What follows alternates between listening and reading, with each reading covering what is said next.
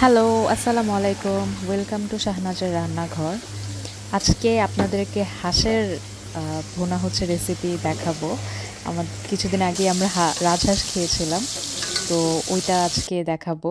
এই যে আমরা প্রথমেই দুইটা রাজহাঁস ছিল এখানে, তো এটাকে কেটে ধুয়ে আমরা রেডি করে নিয়েছি। এটা অ্যাকচুয়ালি কাটার পরে দিয়ে হচ্ছে আমরা ভালো মতো এটা ধুয়ে নিয়েছি এই যে। সো আর এখানে এই যে মরিচ বাটা, আমরা একদম প্ল্যান করেছিলাম যে একদম ঝাল ঝাল করে হাঁসটা রান্না করবো। সো চলুন দেখি। হাঁসটার এত ভালো, কোনো গন্ধ নেই। কোনো বাজে গন্ধ টন্ধ কিছু নেই। কিছু কিছু হাঁস কিন্তু অনেক গন্ধ করে। রাজহাঁস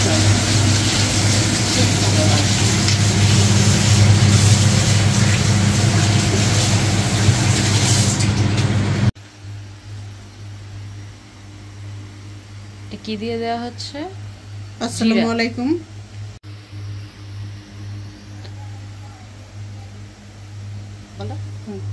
আসসালামু আলাইকুম। আপনারা কেমন আছেন? আশা করি ভালো আছেন। আমরাও আলহামদুলিল্লাহ ভালো আছি। এই যে হাঁস কাটলাম, দেখলেন তো। হাঁস কাটা বাছা ধোয়া পাগলা শেষ। এখন আমি রান্নার প্রস্তুতি নিয়েছি। সব কিছু রেডি করলাম, মরিচ বাটলাম। এখন আমি রান্নাটা বসাই দিব। সামান্য কয়েকটা জিরা দিচ্ছি। তেলটা গরম হয়ে গেছে। বেশ কিছু আমি তেজপাতা নিয়েছি এই যে দিয়ে দিলাম। পেঁয়াজ দেবো। যেহেতু হাঁসটা 4 কেজির মতো এখানে, না? হ্যাঁ, 4 কেজির মতো, তার জন্য একটু বেশি বেশি করে মশলা দেওয়া হচ্ছে, না হলে তো ফ্লেভারটা অত সুন্দর আসবে।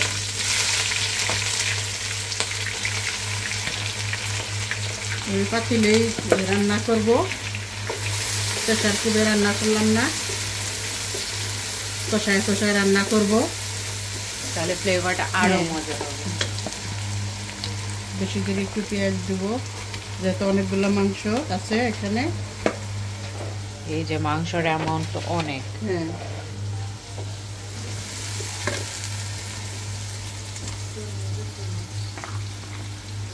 দালচিনি একটু বেশি করে নিয়েছি, তার কারণ আমার মাংস তো অনেকগুলো।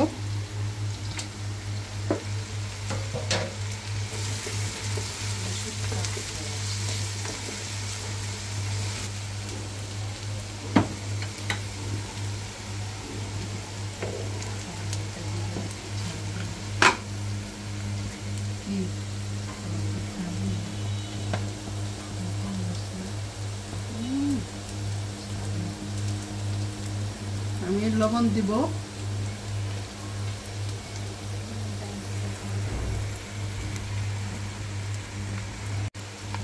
ভরা ভরা 3 চামচ লবণ দিয়ে নিলাম, লাগলে পরে দেওয়া যাবে।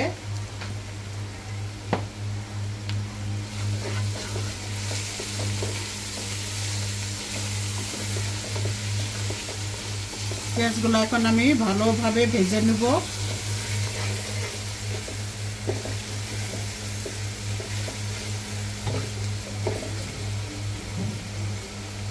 আর মশলা তো আছেই আমার, আস্তা মশলা বেশি দিব না।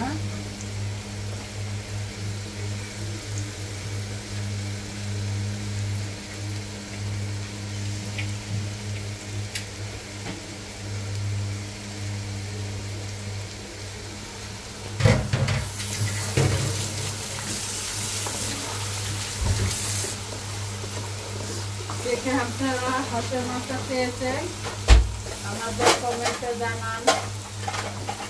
শীত আসলে তো হাঁসের মাংস ছাড়া চলেই না ভাই। শীত আসলে একটু হাঁসের মাংস যদি না হয়, তাহলে মনে হয় শীতই আসলো না। এর জন্য এই যে মামা এত কষ্ট করে সেই গাজীপুর থেকে 2টা হাঁস কেটে বেছে টেছে নিয়ে আসছে। কাটলাম তো আমরা এখানেই, ওখান থেকে একদম পুরো বেছে টেছে সব ফেদার টেদার ফেলে নিয়ে আসছে, জবাই টবাই করে।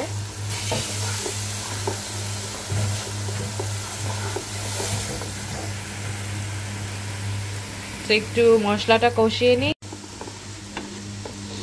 এই যে পেঁয়াজটা আমাদের হালকা বাদামি কালার চলে আসছে, এখন মশলা দিব। এখানে তো মশলাগুলো আমরা পেঁয়াজটা বাদামি করতেছি, ওইখানে পানি গরম দিচ্ছি। এই যে আমাদের হাঁস, দাঁড়াও আম্মু দেখি তো সেম এখানে একটু কি করে। এখানে আবার ভাজা হইতেছে সরিষার তেলে বেগুন, বেগুন ভাজা। Wow yummy. অলরেডি সরিষা তেলের স্মেল ছড়িয়ে গেছে। দেখি এখন আম্মু এখানে কি দিতেছে।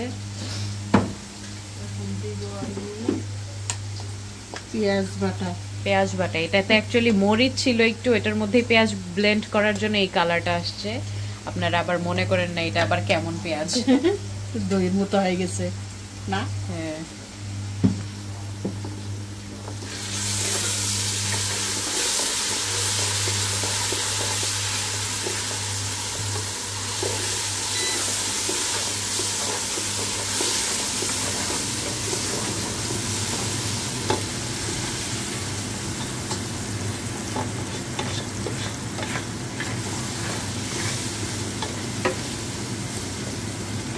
আদা বাটা। আদা বাটা,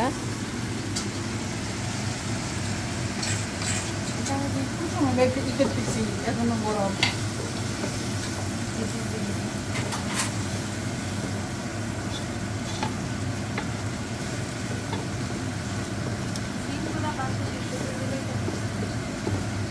পানি গরম বসে।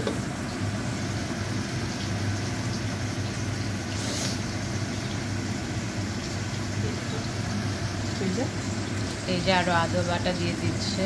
আদাটা অনেক আগে বের করে রাখা হয়েছিল, বাট এখনো পুরো ফ্রোজেন অবস্থায়।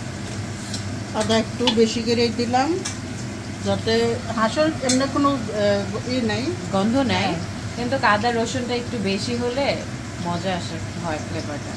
আর এই যে বাটা মরিচ, সুন্দর কালারটা দেখুন। ঝাল বেশি খাবা না কম খাবা? বেশি। হাঁসের মাংসতে ঝাল বেশি হলেই মজা, গরুর মাংসের মতো। বেশি দেবো না, কারণ আবার যারা ঝাল কম খায় তাদের আবার সমস্যা হয়ে যাবে। আমাদের বাসায় দুইজনই খালি কম ঝাল খায়, রোহিত আর নানু। নানু তো ঝাল কম খায় কারণ কি সারাক্ষণ পান খেতে থাকে, মুখের মধ্যে ছিলে যায়। আর রোহিত তো আই ডোন্ট নো, ওর নাকি এখন ইউএস কুইজিন ভাল লাগে, ব্ল্যান্ড খাবার। তো আমরা এখন মশলাটা ভালো মতো কষায় নিব। তো আমাদের মশলাটা তো মোটামুটি কষানো হয়ে গেছে, বাটা মশলাগুলো। এখন আমরা গুঁড়ো মশলা দিয়ে দিব। পরিমাণ মতো হলুদ,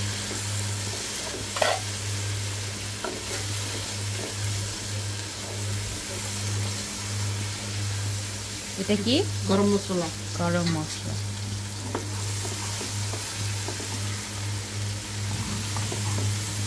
3 টেবিল চামচ না গরম মশলা। এটা জিরা,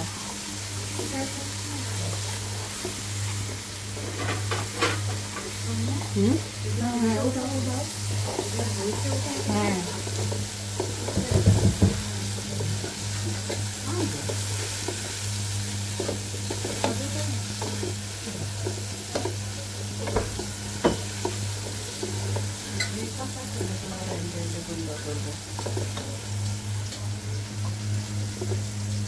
এখন গরম পানি দিয়ে দিচ্ছি একটু, যেন মশলাটা ভালো মতো কষানো হয়ে যায়।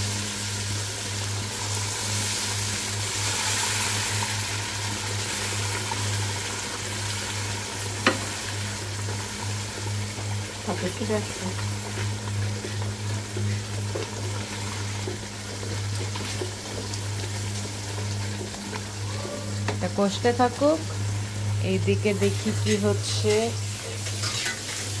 বেগুন তোলা হইতেছে। বেগুনগুলো একদম ভালো মতো ভাজা হয়ে গিয়েছে।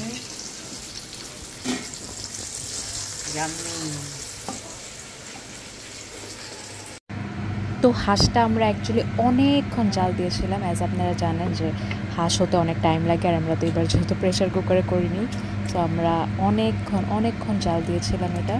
তারপর গিয়ে সফট হয়েছিল, না হলে সফট হয় না। তো এই তো অনেকক্ষণ জাল দেওয়ার পর ফাইনালি এটা সিদ্ধ হয়ে গিয়েছিল। তারপর তো পরিবেশন করলাম। এখানে হাঁস নিয়ে নিয়েছিলাম, তারপর বেগুন ভাজা আর হচ্ছে সিমের ভর্তা দিয়ে খাচ্ছিলাম। অনেক মজা হয়েছিল, একদম ঝাল ঝাল ছিল, পারফেক্ট ছিল।